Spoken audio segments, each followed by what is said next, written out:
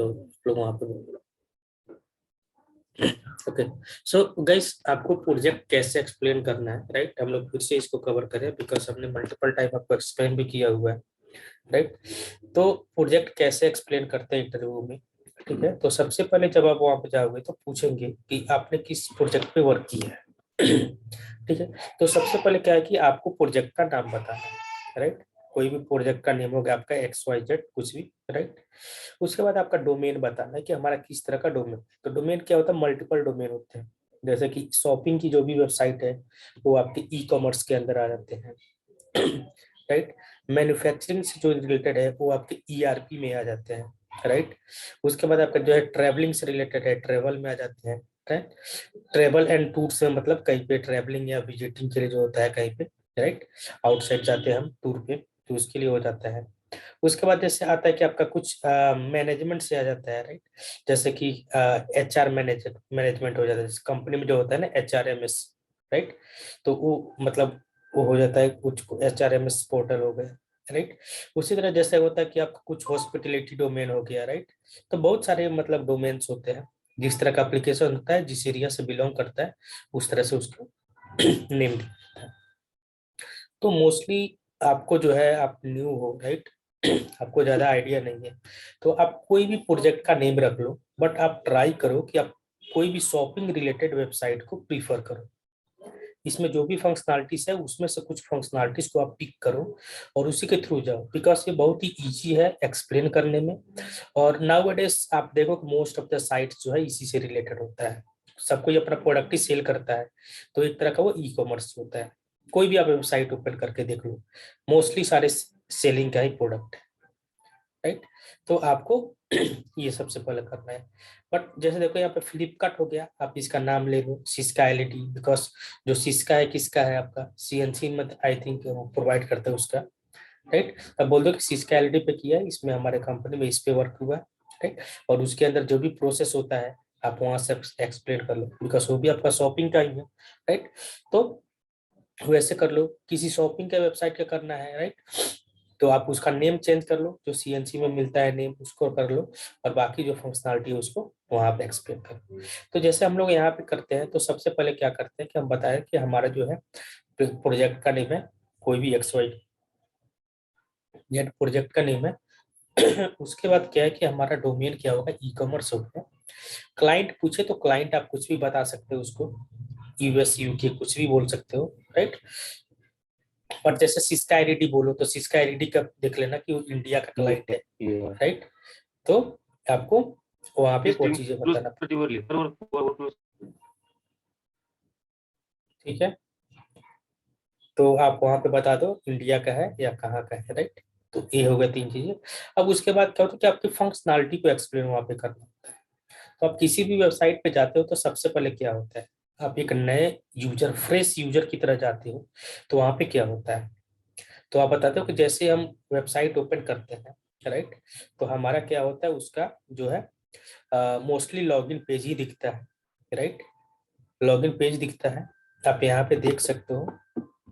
ये यहाँ पे जो पेज दिख रहा है, ठीक है, एक तरह का उसका जो है वेबसाइट का जो डिफॉल्ट पेज होता है हमारा लॉगिन पेज दिखता है, ठीक है? और यहाँ पे आप देखो कि ऑप्शन क्या दिख रहा है आपको।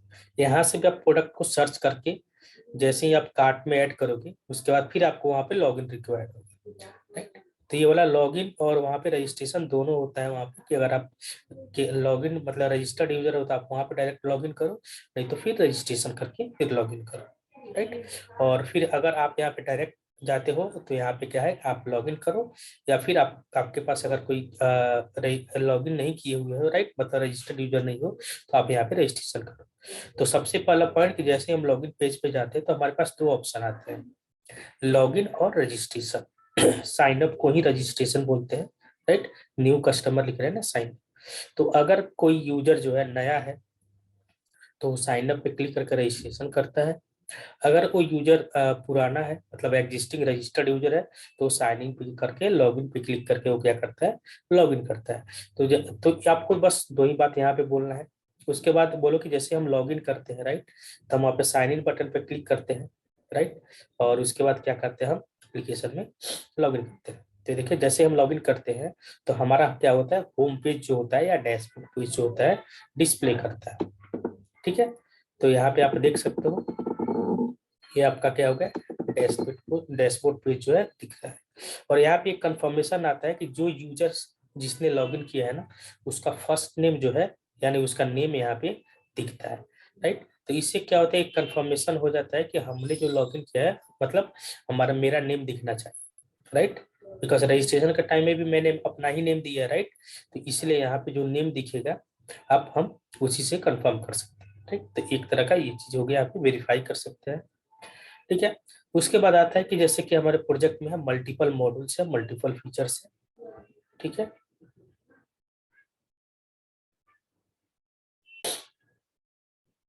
ठीक है तो हमारा ये चीजें हो गया। उसके बाद हम क्या कि मॉडल्स इसमें जो है मल्टीपल मॉडल्स है, राइट। हर एक फीचर को हम क्या बोलते हैं, जैसे जो भी फीचर होते हैं उनको हम यहाँ पे मॉड्यूल के फॉर्म में क्या करते हैं, प्रेजेंट होते हैं, राइट। तो यहाँ पे हम क्या करते हैं, जैसे देखो हम यहाँ पे अपने अकाउंट पे क्लिक करेंगे, राइट। तो यहाँ पे देखो क्या एक जैसे मेरा प्रोफाइल आता है, हमको कुछ चेंजेस करना है, राइट। हमने कोई ऑर्डर क्रिएट किया है, कोई कूपन है, कोई विश लिस्ट में, राइट। एक तो चीजें यहाँ पे दिख जाती है जैसे अपने प्रोफाइल में जाते हैं तो, और यहाँ पे लॉग आउट का ऑप्शन भी आता है, ठीक है। उसके बाद यहाँ पे कार्ट का ऑप्शन होता है, राइट। तो इन सब चीजों को आपको अभी नहीं करना है, डायरेक्ट आपको मॉड्यूल बताना है कि क्या क्या फीचर है। तो जैसे ही हम लॉगिन करते हैं तो वहाँ पे क्या होता है, मल्टीपल कैटेगरीज जो है हमको दिखता है प्रोडक्ट का। जैसे कि यहाँ पे टॉप ऑफर हो गया, जैसे कि ऑफर ऑफ द डे। तो अगर हम वहाँ पे क्लिक करते हैं तो हमको जो लेटेस्ट आज का जो ऑफर होता है, डिस्काउंटेड प्राइस होता है या जो भी उसकी प्राइस होती है तो वो हमको वहाँ पे दिखता है। तो अगर हम चाहते हैं, अगर यूजर चाहता है वहां से ऑर्डर करना है तो वहां से क्लिक करके ऑर्डर डिटेल्स को देख के ऑर्डर क्रिएट कर सकता है। अगर उसको मोबाइल और टैबलेट्स कुछ इलेक्ट्रॉनिक गैजेट्स चाहिए, राइट। मतलब मोबाइल जैसे मतलब यहाँ पे कैटेगरी अलग है, क्योंकि मोबाइल में भी बहुत सारे के मोबाइल्स और टैबलेट्स है। तो अगर उसको चाहिए तो वो क्या करता है, वहां पे क्लिक करता है तो उससे रिलेटेड जो भी है प्रोडक्ट वहां पे दिखते हैं। जैसे देखो यहाँ पे हम क्लिक करते हैं तो यहाँ पे क्या होता है, मल्टीपल प्रोडक्ट्स जो है मोबाइल से रिलेटेड यहाँ पे हमको दिखते हैं, ठीक है। तो ये हो गया आपका सेकंड, इस तरह आपको एक्सप्लेन करना है। उसके बाद आता है इलेक्ट्रॉनिक्स। तो इलेक्ट्रॉनिक्स में क्या होता है कि जैसे कि हमारा टीवी हो गया आपको, इलेक्ट्रॉनिक वॉच, स्मार्ट वॉच हो गया, ट्रिमर, राइट। और भी जो इलेक्ट्रॉनिक्स आइटम्स है हमको, जैसे कि यहाँ पे आप देखो ये बल्ब है, राइट। जो हमारा क्या होता है और स्मार्ट बल्ब है, राइट। स्मार्ट होम से रिलेटेड डिवाइसेस जैसे सीसीटीवी, राइट। ये सारी चीजें यहाँ पे मिलती है। तो आप यहाँ से ये सब कर सकते हो। अगर किसी को यहाँ पे फैशन से रिलेटेड रह जाएगी, राइट। तो फैशन पे क्लिक करता है तो इसमें क्या आता है कि आपका मल्टीपल कैटेगरीज आता है, राइट। यहाँ पे देखो मेन, यहाँ पे women's, baby and kids, right.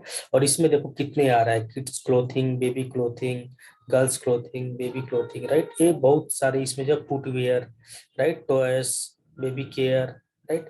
तो बहुत सारे इसमें आइटम्स यहाँ पे अवेलेबल है। सिमिलरली मेंस में देखो तो यहाँ पे क्या आ रहा है आपको, फुटवेयर आ रहा है, क्लोथिंग आ रहा है, राइट। उसके बाद विंटर वियर है, राइट।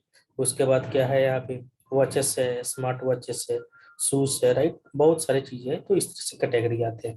तो आपको ये एक्सप्लेन करना है कि जैसे हमारे पास फैशन में जाते हैं तो हमारे उसमें भी मल्टीपल कैटेगरीज होते हैं। किड्स का होता है, वुमेन्स का है, मेंस का है, और उसमें भी जो है अलग अलग कैटेगरीज। ब्यूटी में भी यदि आप जाओगे तो यहाँ पे ब्यूटी में क्या मिलेगा आपको, मेंस वीमेंस दोनों को मिलेगा, राइट। और आपका जो भी है ब्यूटी से रिलेटेड प्रोडक्ट यहाँ पे मिलेगा। उसके बाद होम और फर्नीचर। तो होम में आप जाओगे तो आपका क्या किचन से रिलेटेड और आपका जो है फर्नीचर से रिलेटेड जो भी प्रोडक्ट है यहाँ पे दिखे, राइट। ग्रोसरीज में क्या होगा कि जैसे कि आपका ग्रोसरीज रिलेटेड आइटम जो है वो आपको उस सेक्शन में मिलेगा। तो ये सारे मॉड्यूल्स जो है हमारे एप्लीकेशन कंटेन करती है। और इसमें में जो भी यूजर को रिक्वायर्ड होता है वो क्या करता है, उस कैटेगरी पे क्लिक करता है, उस प्रोडक्ट को सिलेक्ट करता है, राइट। सो सपोज मैं यहाँ पे जाता हूँ तो मैंने एक जैसे यहाँ पे एक्सपोर्ट शू मैंने सेलेक्ट किया। तो यूजर क्या करता है, जो भी उसको मतलब क्या होता है, लाइक करता है, जो भी प्रोडक्ट उसको अच्छा लगता है वो क्या करता है, अपने प्रोडक्ट को वहाँ पे कैटेगरी से सेलेक्ट करता है, राइट। उसके बाद क्या होता है कि उससे रिलेटेड जो भी प्रोडक्ट होते हैं, राइट, वो क्या होता है हमको विजिबल होते हैं, राइट। तो जैसे हम यूजर क्या करता है वहाँ पे देखता है और बेस्ड ऑन जैसे कि मान लो हमको ये शू लेना है, राइट, तो प्रोडक्ट को क्या करता है, उस पर क्लिक करता है। क्लिक करने के बाद क्या होता है, उस प्रोडक्ट का डिटेल्स दिखता है, राइट। उस प्रोडक्ट में क्या होता है कि प्रोडक्ट का नेम दिखता है, उसके बाद उसकी रेटिंग दिखती है, उसकी प्राइस दिखती है, कूपन है, राइट, मतलब इस तरह की चीजें जो है वहां पे दिखती है। प्रोडक्ट पे जैसे ही माउस ओवर करते हैं तो क्या होता है, जूम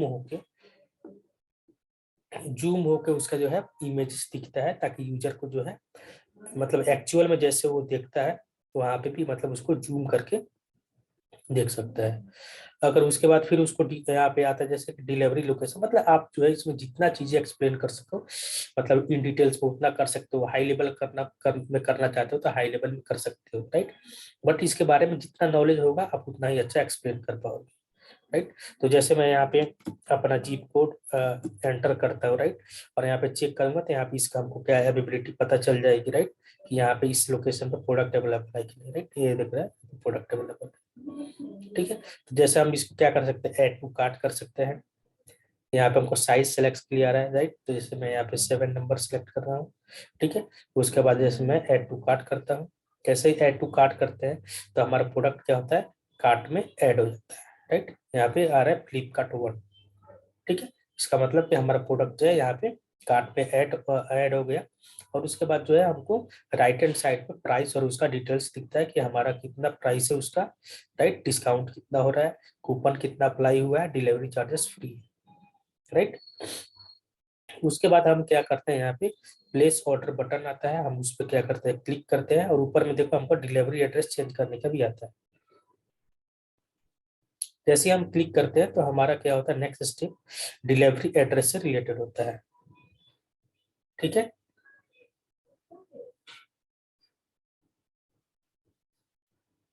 ये आया डिलीवरी एड्रेस कि आप कौन सा डिलीवरी एड्रेस, मतलब आपको किस डिलीवरी एड्रेस पर मंगाना है, राइट। तो आप यहाँ पे क्या कर सकते हैं, इसको सेलेक्ट कर सकते हैं, या आपका जो करंट एड्रेस है आप उसको सेलेक्ट कर लो। अगर इसमें से कुछ नहीं है तो आप नया एड्रेस ऐड करना चाहते हो तो आप यहाँ से ऐड कर लो, राइट।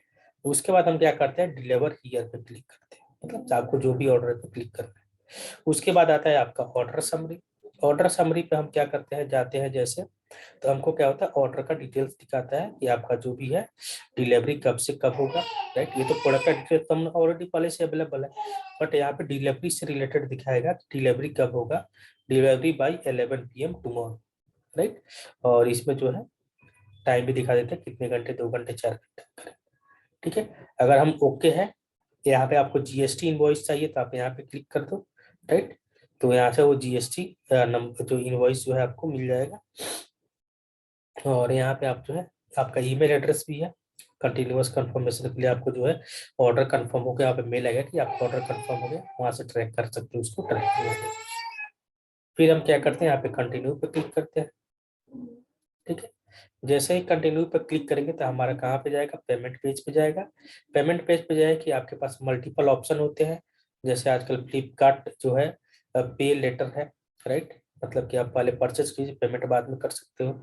आपका जो भी बैंक से रिलेटेड है, यूपीआई है, debit card, credit card, internet banking, cash on delivery, सारे ऑप्शन अवेलेबल। तो आपको क्या करना है, इसमें से कोई भी सिलेक्ट करना है, उसको पेमेंट करना है। और जैसे ही पेमेंट करोगे आपका क्या हो जाएगा, ऑर्डर कंफर्म हो गया।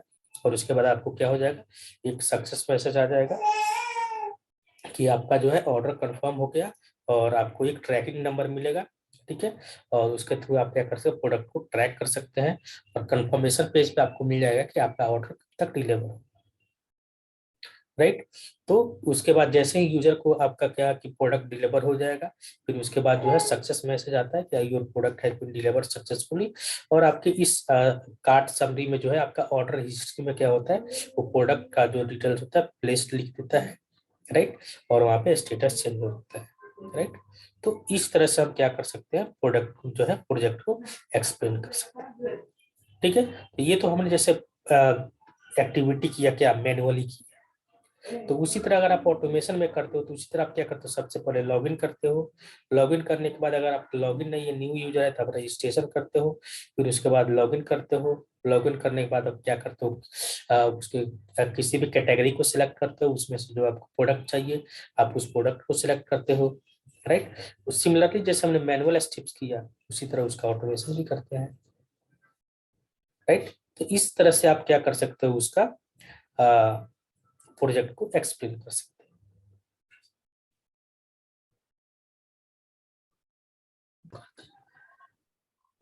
तो जैसे कि मान लो कि आपका कोई फ्रेमवर्क है ऑटोमेशन में, तो उसे हर एक अलग अलग कंपोनेंट होते हैं, राइट। जैसे कि होता है कि हमारा पेज ऑब्जेक्ट मॉडल होता है हमारा, उसमें क्या होता है कि टेस्ट क्लासेस होते हैं, राइट। उसके बाद पेज क्लासेस होते हैं। उसके बाद क्या होता है कि हमारा कोई एक्सटर्नल फाइल होता है, प्रॉपर्टी फाइल होता है।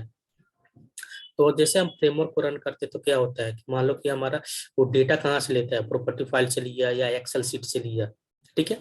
तो मान लो हमारा लॉगिन किया, वहां पे जो भी एक्टिविटी परफॉर्म करना है वो जाके परफॉर्म किया, ठीक है। परफॉर्म करने के बाद ड्यूरिंग परफॉर्म करने में मान लो कहीं फेलियर हो गया, तो वो क्या करता है, स्क्रीनशॉट कैप्चर करता है और हमने जो स्क्रीनशॉट का फोल्डर क्रिएट किया उसमें जाकर स्टोर कर देता है, राइट।